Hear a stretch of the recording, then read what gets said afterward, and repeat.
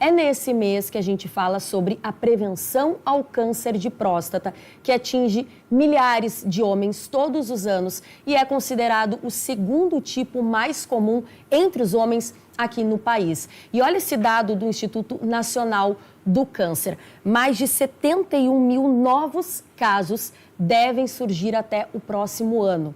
No Rio Grande do Sul, o cenário é ainda mais preocupante, tá? O câncer de próstata é o segundo em mortalidade, frequentemente diagnosticado em estágio avançado. É por isso, pessoal, vários fatores, tá, que acontece isso, mas entre eles a gente vai listar os mais comuns. Mitos, desinformação, medo e o fato de muitos homens não colocarem consultas médicas na sua rotina.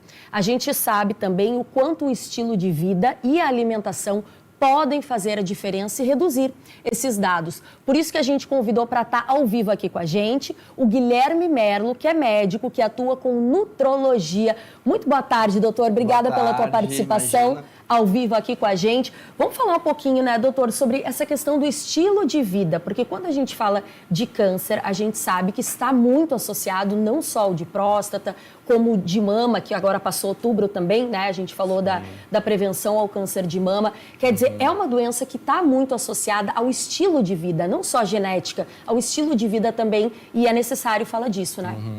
Com certeza. Bom, primeiramente, obrigado pelo convite aí para falar de um tema tão pertinente, né? Como tu bem disseste, ele é o segundo câncer mais prevalente, né?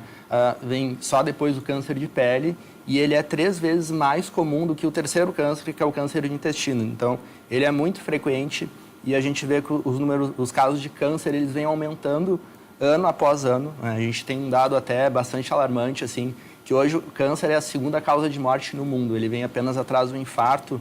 E a tendência é que nos próximos anos ou próximas décadas ele assuma a liderança, né? Então, o que tem envolvido nisso tudo? Por que isso está acontecendo? Eu acho que é justamente esses pontos que tu levantou, assim, relacionado à alimentação, estilo de vida, hábitos saudáveis, né? Existem muitas coisas que influenciam nisso.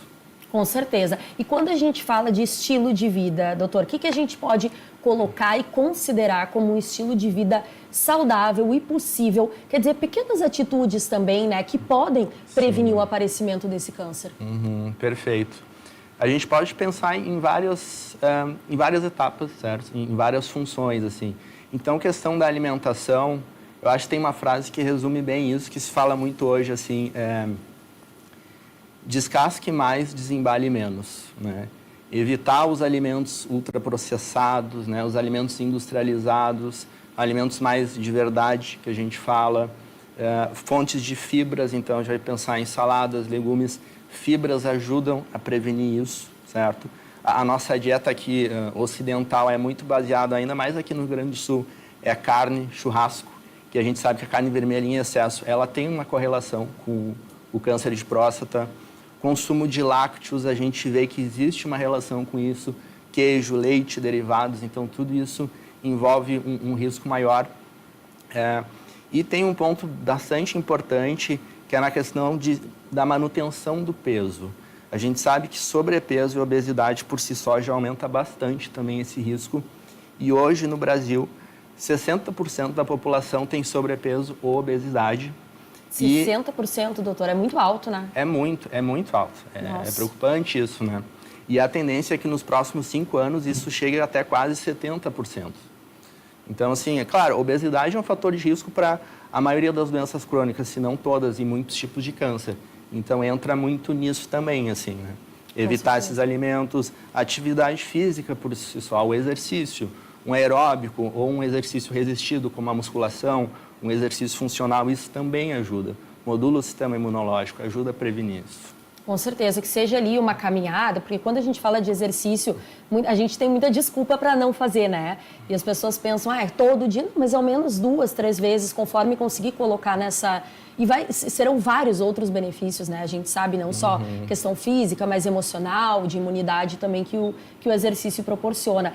E, doutor, me diz uma coisa, quais são os alimentos, assim, que poderiam ser tidos como vilões? Você falou aqui processados, muita fritura, os lácteos seriam alimentos que não ajudam tanto nisso.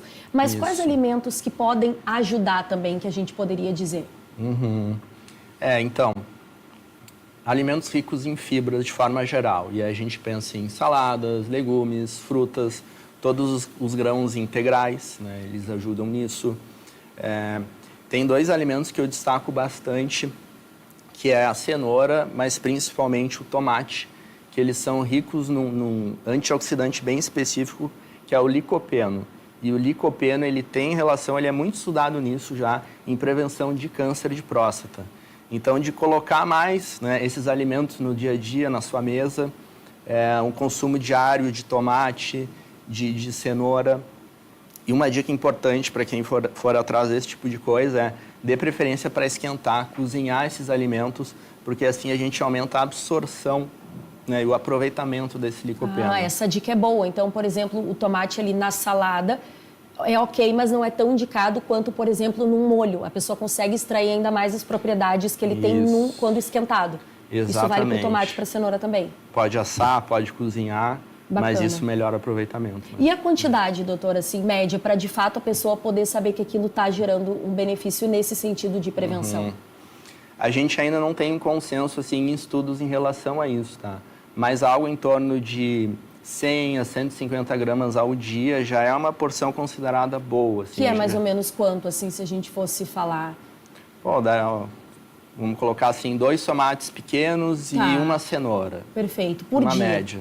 Já seria uma quantidade significativa. Quantidades menores também vão prevenir, mas provavelmente num grau mais baixo, né? Então, quanto maior o consumo, mais interessante. Assim. Perfeito. Que bom que a gente tem esses mecanismos, né? Quer dizer, na alimentação, no exercício, a gente consegue prevenir.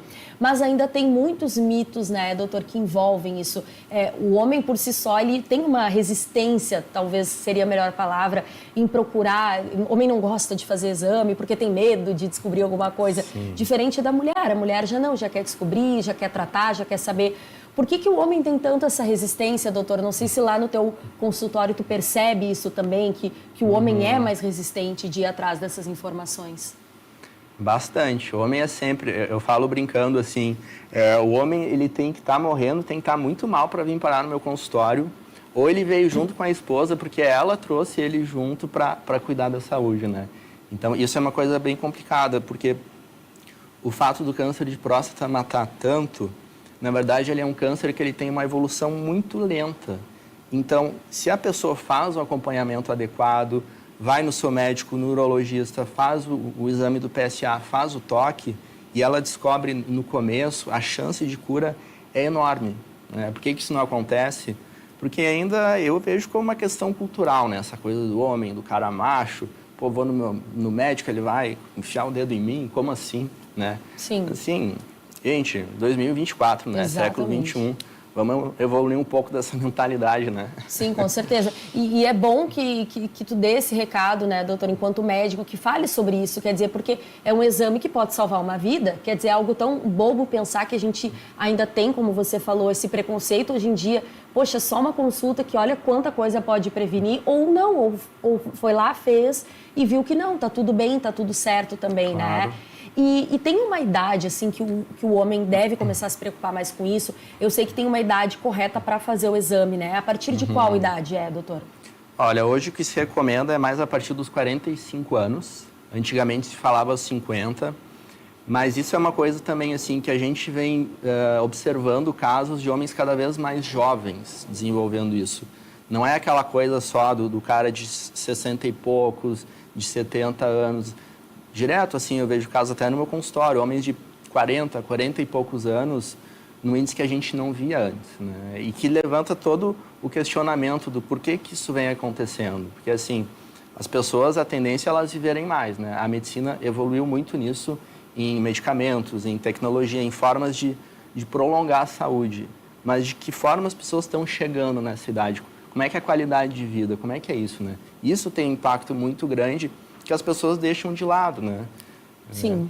Então, vocês têm visto esse aumento entre os jovens mesmo. E a gente pode relacionar isso ao estilo de vida, que era o que a gente conversava inicialmente também?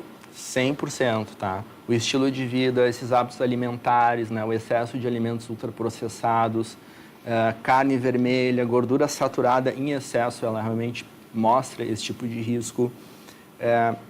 As pessoas hoje elas estão muito sedentárias, elas estão muito paradas.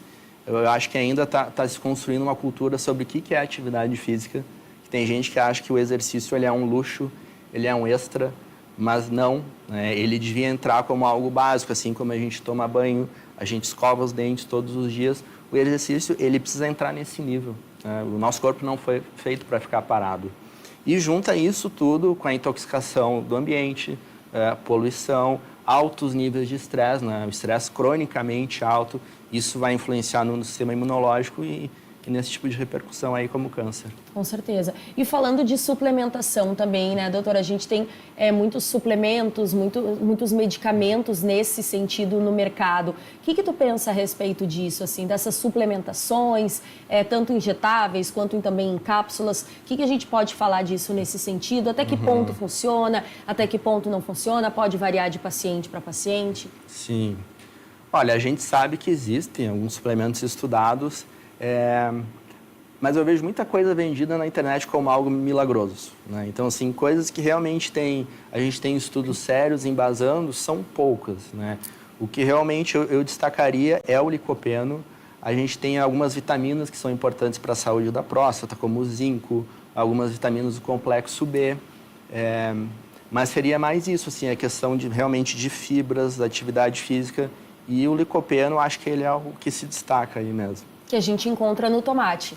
Isso. E onde mais pode encontrar também o licopeno?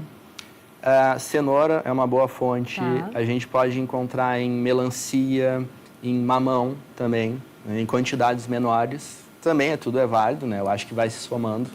Mas esses são os principais. E esse dá para suplementar também?